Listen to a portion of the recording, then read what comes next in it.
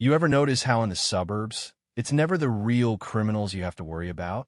It's the ones with the flag pins and clipboards. Yeah, that happened. My name's Josh Roberts, and the day we moved into 847 Oakage Drive, I learned there's a special kind of person out there who makes tyranny look like community service. Her name was Laura Edwards, and she blocked my front door with that plastic smile and said, "You will join my HOA." Now, I'd specifically bought in this neighborhood because there wasn't no dues, no Karens, no rules about how long the grass could be. I said as much. She laughed in my face and replied, "There is now. I'm expanding. $2,000 a year, like it was a magazine subscription." I told her no. Turns out that was the last polite conversation I'd have for a while. See, Laura Edwards doesn't accept no for an answer. 3 hours later, she'd already called 911, told the sheriff I'd threatened her. But when the deputies showed up, they didn't knock on my door, they went to hers. Comment below if you've ever had a neighbor like that, because let me tell you, it only got wilder from there.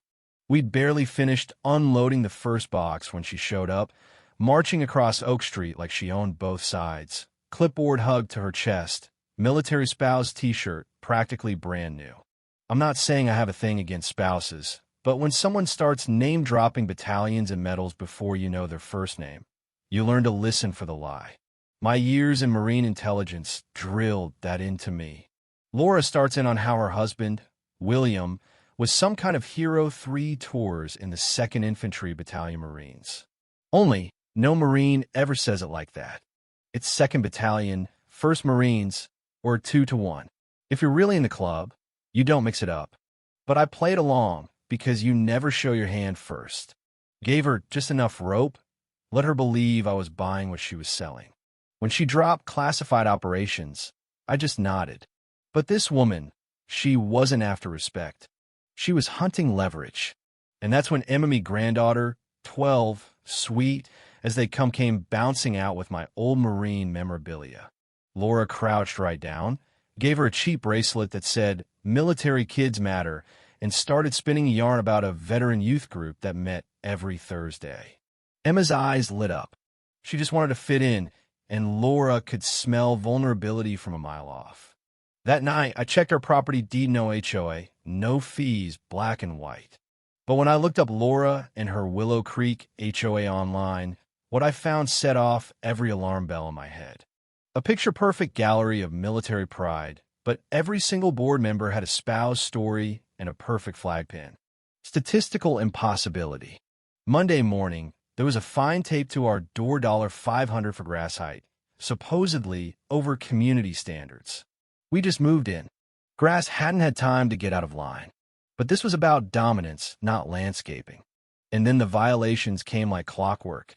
Another $500 for Michael's Honda being in violation of expansion agreement, which, by the way, we'd never signed. Every day, something new. Laura was running a shakedown, pure and simple, and my family had become her target. But the worst part wasn't the money. It was how she used Emma. My granddaughter came home from school in tears, told me Laura had been asking about my military service, bases, years, everything. Emma told her all of it, thinking she was just being friendly. Laura turned it around at school suddenly. Emma was the pariah, the anti-military, family refusing to join the HOA. No one would sit with her at lunch. And then came a photo, left under our door in an unmarked envelope. William in Army National Guard gear, Iraq patch, not Afghanistan. The handwritten note read, "Not all board members agree with her methods."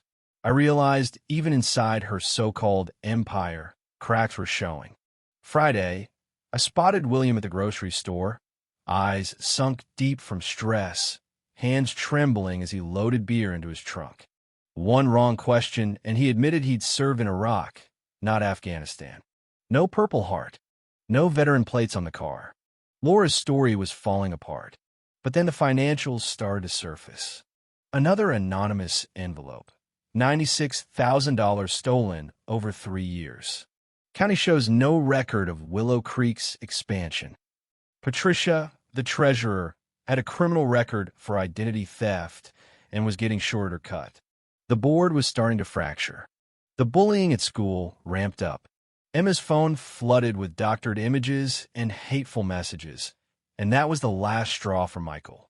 He wanted to sign, pay the fake fees, make it stop. I almost let him. But then came another warning, David. The secretary slipped me details about other families Laura had wrecked. The Hendersons, the Patels, the Johnsons. The tactics were always the same: fake violations, social pressure, even weaponizing child protective services. By midweek, Patricia cracked. She showed up at our door, hands shaking, USB drive full of evidence, fake invoices, ghost vendors, bank statements, all neatly organized in Excel. She wanted immunity. I didn't blame her. The walls were closing in, and she'd rather flip than sink. Turns out, Michael had been playing Laura the whole time. He'd been feeding her what she wanted to hear, working with William, and even coordinating with Detective Smith at the sheriff's department. Our defeat was just the bait for a sting operation. Monday morning was set. I wore a wire. Michael staged the surrender. Laura strutted into the community center, full of herself, and confessed everything: no legal filing, illegal fees, harassment, and tape. The moment was electric. Laura, so sure she'd won, didn't even flinch when the deputies rolled up outside. When Detective Smith read her rights, the look on Laura's face watching the whole house of cards collapse was priceless. Patricia surrendered. David handed over 3 years of secret board meeting recordings. Even Brandon, Laura's son, got caught for cybercrimes against Emma. William handed in years' worth of evidence and divorce papers at the same time. Laura wasn't just a one-woman show. They found documents in her safe about expansion plans to 23 other HOAs, targeting immigrants, elderly, single parents, anyone vulnerable.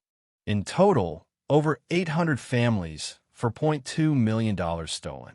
Local headlines, FBI involvement, and new state laws followed. Emma started smiling again. Michael got promoted at work. William found a real job helping actual veterans. Patricia ended up working retail. David turned his files into a blog for HOA abuse survivors and got more followers than he'd ever dreamed. Brandon got probation and was banned from any computer job. Laura? She's looking at 15 years behind bars. And me? I sat on my porch, coffee in hand, American flag waving, no HOA clipboard in sight. You know, people ask if it was worth the fight, if all the stress and risk was really necessary. I look at Emma, happy and safe, and think about every family that got their money back, every law that changed, and every clipboard tyrant who now sleeps a little less soundly. Yeah, it was worth it. So here's my question for you. What would you have done? Would you stand up? Or just pay the fee and hope it ends? Tell me in the comments where you stand on justice, community, and fighting back when the little guy gets pushed around. And hey, if you've got your own HOA horror story, don't keep it to yourself. The more we share, the stronger we all get.